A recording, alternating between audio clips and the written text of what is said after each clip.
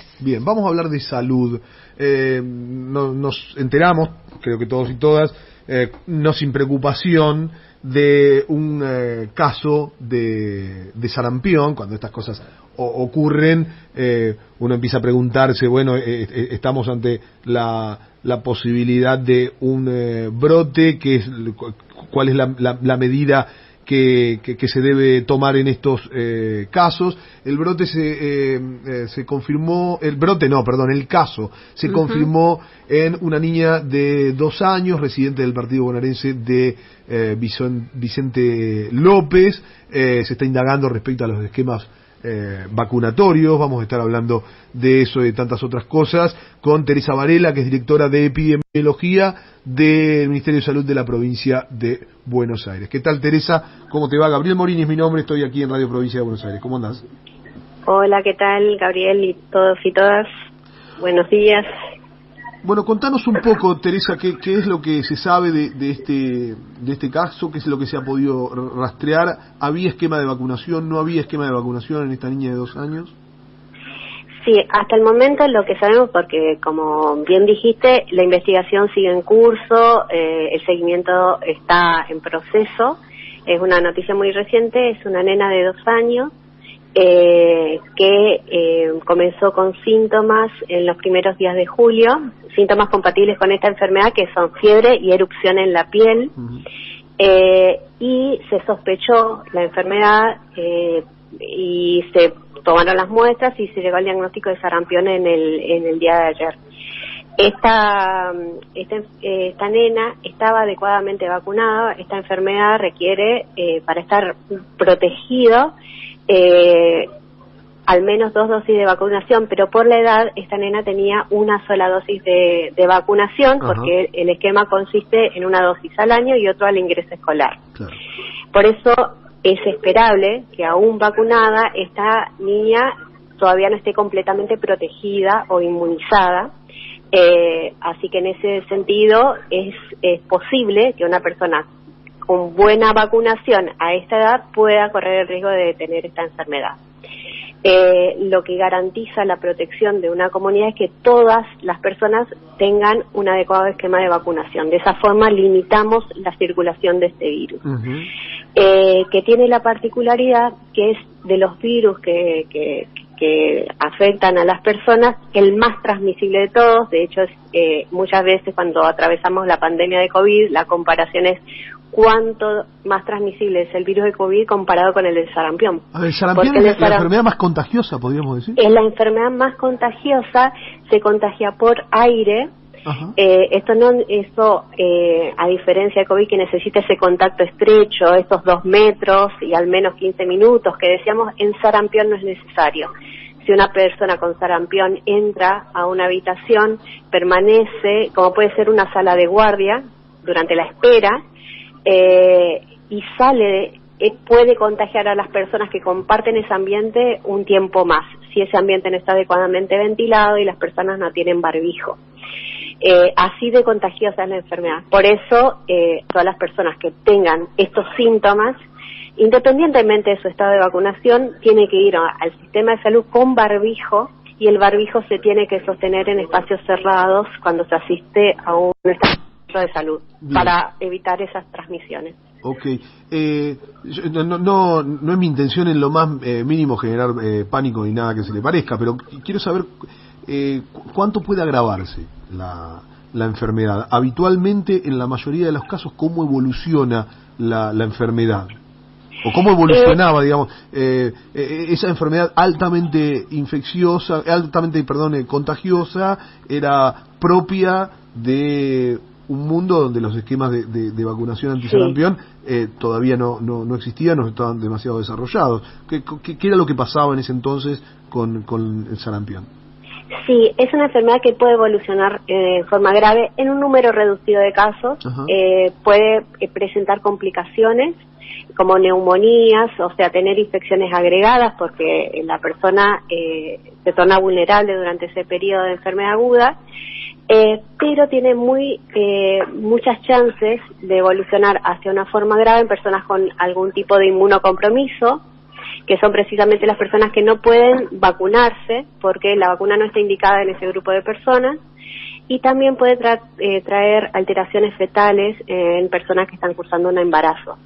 Por eso, para proteger a ese núcleo de personas que tienen más vulnerabilidad de enfermar en forma grave, la protección es que todas las personas estemos adecuadamente vacunadas, porque es una protección comunitaria a la que contribuimos al vacunarnos. Por ahí no tenemos el riesgo propio, cada uno, de evolucionar a una forma grave, pero podemos estar en contacto con personas que sí, y es esa protección la que estamos garantizando al vacunarnos completamente contra esta vacuna.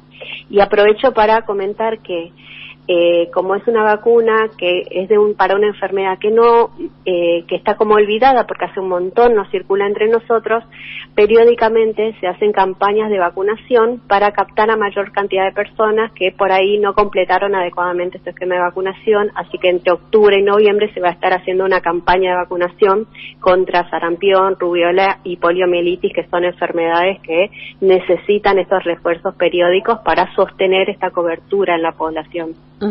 Teresa, ¿qué tal? ¿Cómo estás? Buen día, Celina. ¿Qué tal? Harry te saluda. Lo que se sabe de esta niña es que había regresado de un viaje reciente por Europa y África. ¿Esto tiene que ver con la circulación del virus en esas zonas? Porque incluso lo que leíamos en la información que llegaba desde Salud es que en América, la región en 2016 fue la primera y única en lograr que no circulara de manera endémica este virus, ¿no? Sí, es cierto.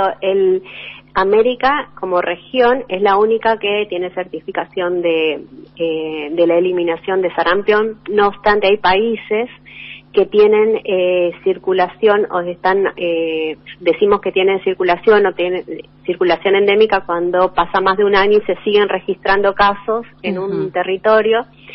Esto está sucediendo, por ejemplo, en Brasil, que lo tenemos muy próximo, también está sucediendo en Europa, en África, así que hay un riesgo permanente de introducción de viajeros con esta enfermedad en nuestro territorio, en donde no tenemos circulación permanente de este virus. Claro, en 2020, ¿no? Perdón, en el inicio de la pandemia del COVID, Argentina recuperaba esta posición de no tener, de ser libre de sarampión, recuerdo. Sí, porque nosotros tuvimos un brote muy grande que empezó en el 2019, finalizó en el 2020 y tuvimos que hacer una investigación, seguimiento de los contactos, todo para demostrar que se frenó la circulación del virus en el territorio. Con esa demostración de que se frenó, podemos volver a certificar como la eliminación en nuestro territorio y sostener ese estatus, que no es menor porque requiere mucho esfuerzo. Pero no es así en el resto de los países. Por eso podemos seguir recibiendo viajeros que tengan sarampión en el territorio. Lo que no tiene que ocurrir es que se disemine, porque para eso estamos trabajando, para limitar ese riesgo. Esta nena no viajó, pero sí asistió a un evento donde habría un viajero, que es el foco posible de contagio.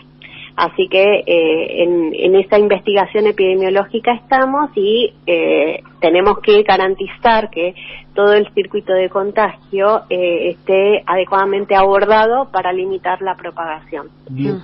Teresa, en el último brote que había habido, que recién dabas cuenta, en 2019, los especialistas insistían en que había una suerte de laxitud en los esquemas vacunatorios, que lo voy a poner bien coloquial, se había puesto de moda en determinados grupos sociales la no vacunación, y que eso había generado un efecto adverso.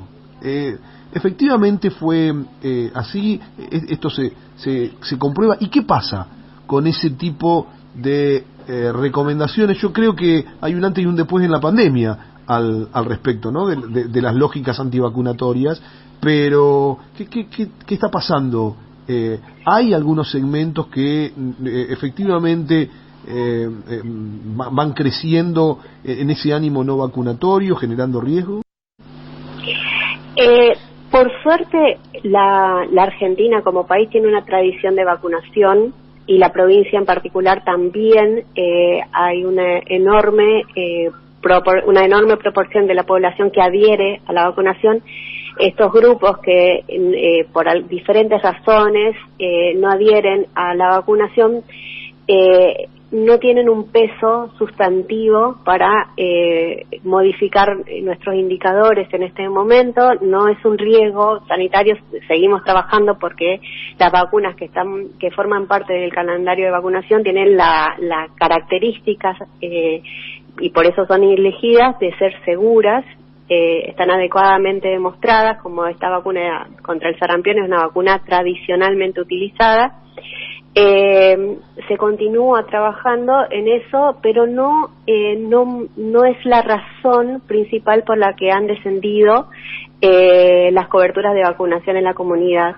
Hubo un impacto muy fuerte de la pandemia en la adecuada cobertura de vacunación de todas las vacunas, esta como todas las otras, porque por diferentes motivos el acceso de la vacunación estuvo limitado, se postergó para cuando los servicios estuvieran abiertos, se limitó el acceso porque los servicios de salud también fueron afectados por la pandemia y no podían garantizar todas sus prestaciones. Por eso, en este escenario donde los casos de COVID están ya, si bien continúan registrándose, pero con una manifestación más leve de la enfermedad gracias a la vacuna, es que se vuelve a redoblar el esfuerzo para recuperar los calendarios de vacunación que están homogéneamente, no solamente en la provincia, en el país, en la región, en el mundo, a la baja, porque los servicios de salud que vacunan también son los que atendieron los casos de COVID. Claro. Entonces, es esperable este impacto que tenemos que revertirlo.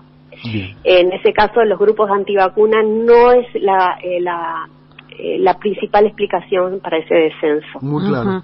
Teresa, por último, ¿qué recomendaciones entonces para aquellos o aquellas personas para que sean cautos, tengan precaución y ante cualquier posible duda, qué deberían hacer? En primer lugar, completar su esquema de vacunación. Todas las personas a partir de los 4 años del ingreso escolar en adelante tienen que tener 2 dosis de vacuna, y los niños de 1 año o más tienen que tener 1 dosis de vacuna triple viral o doble viral, que es la que protege contra la rubiola y el sarampión. Y si tienen síntomas compatibles con la enfermedad, fiebre y exantema o erupción, manchas en la piel, manchas rojas, que vayan a un inspector de salud con barbijo, y que pregunten si no está la sospecha, si lo que tiene no es sarampión en este momento, porque tenemos el riesgo permanente por la situación regional que estamos atravesando, claro, que pueden ingresar casos. No importa si está vacunado, no importa si no conoce un contacto con un viajero, la clínica, por presentarse, es suficiente como para sospechar. Bien. Teresa, la última pregunta. Y te saco del tema sarampión. Hemos leído de un recrudecimiento de los casos, por ejemplo, en España en pleno verano. Hemos leído que también en el hemisferio norte, en Washington están hablando, lo leíamos en el Washington Post, por ejemplo, de una subvariante BA5 de la Omicron y notas que dicen la pandemia no ha terminado. ¿Genera preocupación? ¿Le escapan a los esquemas de vacunación que hoy por hoy tenemos y por cierto están muy consolidados en la Argentina, o no sería como no generaría una preocupación extra? Nosotros siempre seguimos monitoreando la situación porque este es un virus nuevo que está en permanente evolución, que todavía no conocemos hasta dónde llega la evolución de la enfermedad. Está este síndrome post-COVID que está bastante descrito ahora. Por lo tanto, es una enfermedad que seguimos vigilando. Por lo pronto, sí hay emergencia de nuevas variantes. Estas nuevas variantes también han sido identificadas en nuestro país, así que el riesgo de circulación de estas nuevas variantes también tenemos en nuestro territorio. Lo que monitoreamos exhaustivamente es de los casos que van ocurriendo, porque todavía tenemos circulación de este virus, es ¿qué manifestaciones clínicas tienen? Básicamente, si necesitan internación o no. Porque si ese patrón se modificara, es el que más nos alerta de que hay un cambio en el comportamiento del virus. Las vacunas que estamos aplicando previenen la presentación de formas graves. Si esas formas graves empiezan a aumentar en relación a la cantidad de casos que empieza a haber, es cuando genera un indicador de preocupación. Por lo pronto, los casos que tenemos son predominantemente leves, es esperable con la cobertura de vacunación que tenemos, pero seguimos vigilando qué variantes tenemos y los niveles de internación y los perfiles de los casos que van apareciendo. Seguimos vigilando porque no es un evento controlado. Muy claro, muy claro. Teresa, muchísimas gracias por atendernos, nos ha traído tranquilidad. Muchas gracias a ustedes y a disposición para lo que necesiten. Un abrazo enorme. Hasta luego. Hablábamos con Teresa Varela, es directora de epidemiología del Ministerio de Salud de la provincia de Buenos Aires.